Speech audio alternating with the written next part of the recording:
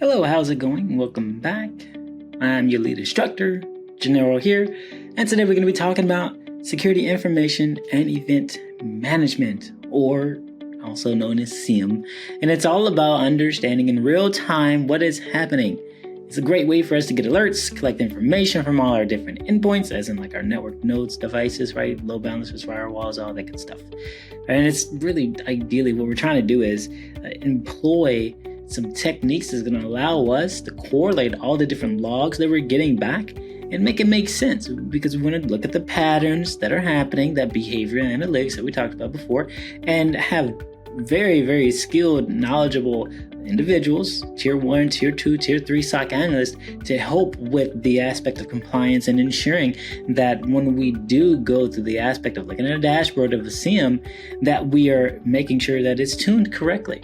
Right? So we're going to be grabbing those logs, like I mentioned, managing them, right? Because we want to ensure that we have that visibility. We talked about it before, where it's hard to protect anything if you don't have visibility. So you want to be able to consolidate all that data. That's why it's really important to be utilizing a SIEM. It's a lot of data coming in.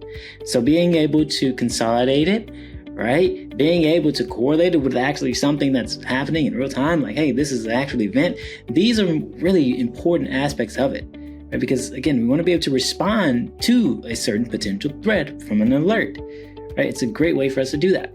Now, the key components, though, of a SIEM system we have, like we talked about before, the dashboards is a way for you to actually see. Usually you may see like a single pane of glass, or it may be marketed as a single pane of glass because you can see everything on one dashboard on one page.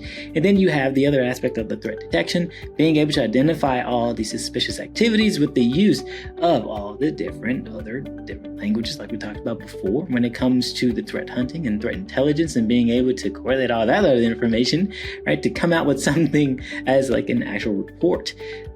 Now, real time means real time, as in SIEM can continually scan the logs, generate real-time alerts as they are happening.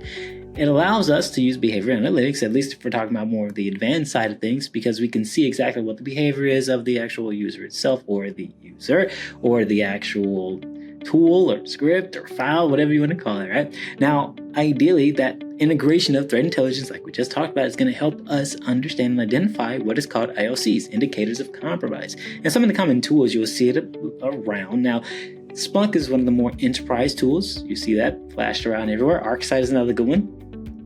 ElkStack is really good too. I highly recommend looking up how to set up ElkStack, because if you have your Elasticsearch, you have your beats, you have everything in place, it's really good to integrate that with your actual SIEM tool as well too. So it's really good to utilize.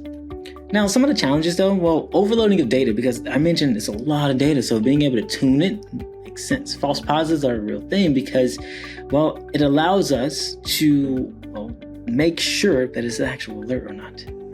Being able to understand and tuning it the right way to say, hey, is this an actual alert? Or is it a false positive? And then it actually helps when it comes to being able to kind of forecast out what may be happening in the near future too.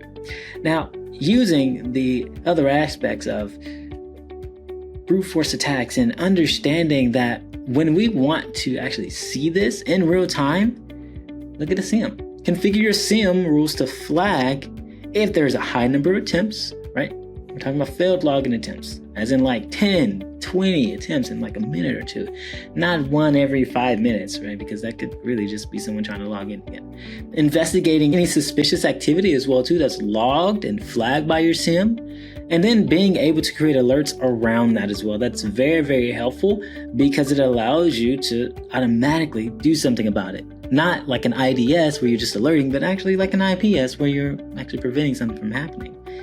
Because again, it's been great. Janelle here, CEO of Cortex Solutions, and today we just talked about a SIEM brought to you by ACSMI. Hope you have a great one. Take care.